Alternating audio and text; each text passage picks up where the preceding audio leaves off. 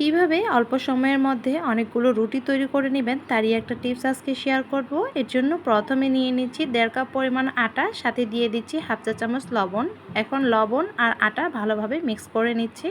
মিশিয়ে নেওয়া হয়ে গেছে। এখন অল্প অল্প পানি দিয়ে একটা সফট ডো তৈরি করে নিচ্ছি। আমার ডোটা রেডি হয়ে গেছে। আমি 1 কাপের মতো পানি নিয়েছিলাম, হাফ কাপের একটু বেশি পানি লেগেছে 1.5 কাপ আটার জন্য। এখন ডোটাকে রেস্টে রেখে দিব 10 মিনিটের জন্য। 10 মিনিট হয়ে গেছে। এখন খুব ভালোভাবে মথে নিব।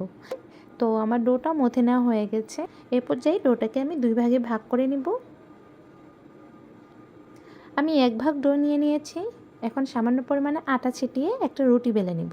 আর এই রুটিটা অবশ্যই মোটা করেই বেলে নিতে হবে। এর সাহায্যে ছোট ছোট করে কেটে নেব। আর এভাবে আমি সবকটা রুটি আগে গ্লাসের সাহায্যে ছোট ছোট করে কেটে রেডি করে নেব। ঠিক একইভাবে আমি সবগুলো রেডি করে নিয়েছি।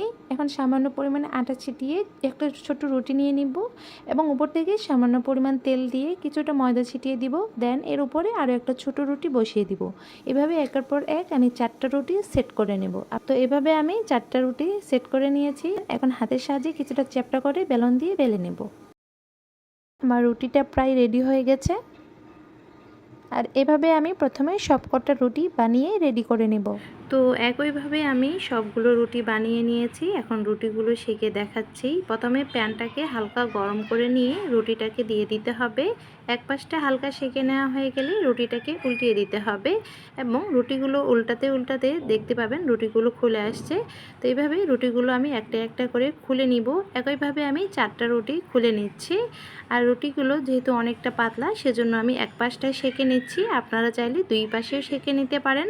তবে 2 পাশে সেঁকে নিলে রুটিগুলো কিছুটা শক্ত হয়ে যায়। এক পাশটা সেঁকে নিলে খেতে বেশি ভালো লাগে। তো একইভাবে আমি সবকটা রুটি সেঁকে নিয়েছি। রুটিগুলো কত সুন্দর হয়েছে আর কতটা সফট মোলায়েম হয়েছে। তো এই ছিল আজকের রেসিপি। আশা করছি রেসিপিটি আপনাদের কাছে ভালো লেগেছে। তো এতক্ষণ সাথে থাকার জন্য ধন্যবাদ সবাইকে।